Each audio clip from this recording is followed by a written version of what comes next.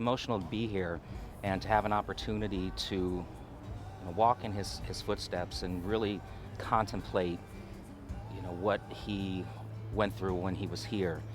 And that's something that is really meaningful to me, to know that my ancestor had spent the first 20 years of his life enslaved and then had an opportunity to really feel what freedom was like, and that happened here in Ireland. There's something about, you can hear the footsteps, you can imagine, you start to turn, and you invite these spirits to come back and visit.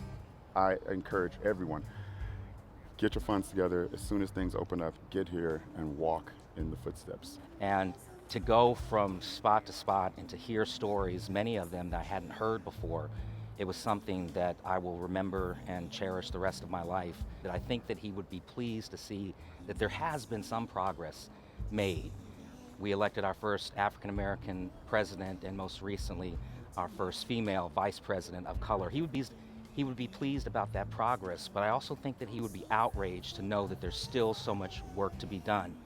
He had a great quote. He said, "If there's no struggle, there's no progress," and we're certainly in the midst of a mighty struggle. In America, people are saying, oh, police brutality, there's a spike in police brutality. But any black person in America can tell you, no, everyone just has camera phones now. So I think Frederick's power has never waned. It's that people are kind of waking up to a truth that's been there the whole time. And there's more of listening to those who've been trying to shout this from the rooftops, forever.